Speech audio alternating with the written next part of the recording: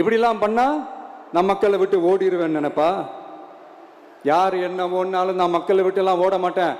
அன்னைக்கும் சொன்னேன், இன்னைக்கும் சொல்றேன், நாளைக்கும் சொல்றேன், தில்லா சொல்லுவேன், கெத்தா சொல்லுவேன்.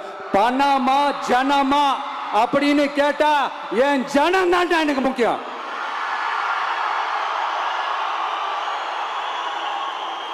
மக்களே, உங்களை விட எனக்கு இந்த காசு பணம் முக்கியமா என்ன? இவ்வளவு குறைகள் நம்ம மேல சொல்றாங்களே, இப்ப நான் சொன்ன மாதிரி அவங்களால ஓப்பனா சொல்ல முடியுமா? அந்த தில்லு இருக்கா, திராணி இருக்கா? ஒரு கிடையாது. ஆனா நம்ம மக்கள் அமைச்சு கொடுத்த நம்ம அரச குறைகள் மட்டும் டிசைனா மாடலா குறைகள் மட்டும் சொல்லுவாங்க. ஒவ்வொரு டிபார்ட்மெண்ட்லயும் அந்த பார்ட்டி ஃபண்ட், அந்த கட்சி நிதின்ற பேர்ல அடிக்கிற கொள்ளையெல்லாம் இந்த தீய சக்தியா இருக்கட்டும், தீந்து போன சக்தியா இருக்கட்டும், ரெண்டு பேரும் மாறி மாறி இதே தான் செஞ்சிட்டு இருக்கிறாங்க. இதுல ஒரு ஹைலைட் காமெடி என்னன்னா, சட்டசபையில் பேசும்போது பார்ட்டி ஃபண்டுன்னு தான் சொன்னேன். அது எந்த பார்ட்டி, என்ன ஃபண்டு, யாரு, என்ன பேரு எதுவுமே சொல்ல. பார்ட்டி ஃபண்டுன்னு சொன்னவனை எடுத்தாங்க பாருங்க ஒரு ஓட்டம். எனக்கே ஃபர்ஸ்ட் புரியல, ஏன்பா ஓடுறாங்க? அப்படி என்ன நம்ம இப்போ சொல்லிவிட்டோம்? அதான் அந்த குற்றம் உள்ள நெஞ்சுக்கு தான் குறுகுறேங்கும். இது எப்படி இருக்கு தெரியுமா? எங்க அப்பா பீரோக்குள்ள இல்ல, எங்க அப்பா பீரோக்குள்ள இல்ல அப்படின்னு சொல்ற மாதிரி. ஐயோ, ஏன் கேக்குறீங்க? இவங்களோட செம்ம கூத்தா இருக்குங்க, செம்ம ஃபன்னா இருக்கு. சென்னையில ஒரு பாலம் கட்டுறதுக்காக நார்மலா ஆகிற செலவை விட அதிக செலவில், கிட்டத்தட்ட டபுள் மடங்கு செலவில் ஒரு டெண்டர் ஒன்று விட்டுருக்குறாங்க. அதையெல்லாம் தோண்டி எடுத்து அதெல்லாம் இப்போ கண்டுபிடிச்சி கேன்சல் பண்ணியிருக்கிறோம்.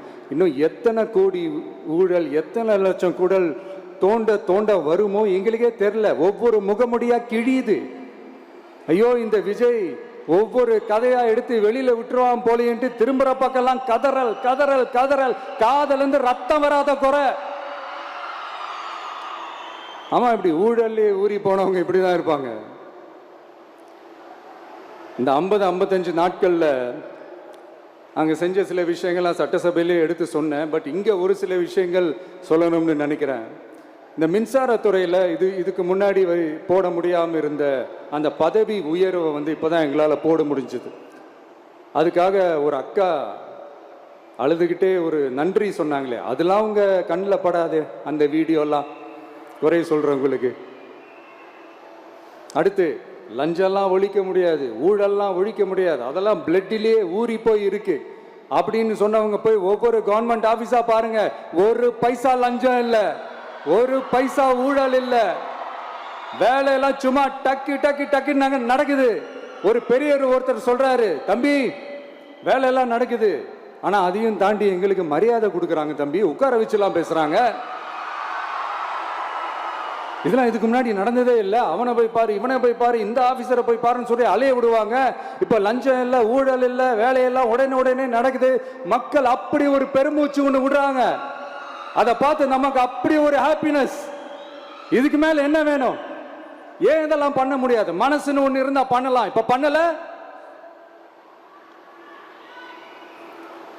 அதே மாதிரி இந்த எல்என்டி நிறுவனத்தோட 18,600 crore 3 திட்டங்கள் அந்த ஒப்பந்தம், அந்த கையெழுத்து போட்டிருக்கிறோம். கிட்டத்தட்ட 8,200 பேருக்கு வேலை வாய்ப்பு. நான் சொல்றது அந்த 3 மாவட்டத்தை சேர்ந்தவங்களுக்கே அவ்வளோ வேலை வாய்ப்பு. குறுவை சாகுபடிக்காக 134 கோடியில் அந்த சிறப்பு தொகுப்பு திட்டம் அறிவிச்சிருக்கிறோம் நம்ம விவசாயிகளுக்கு.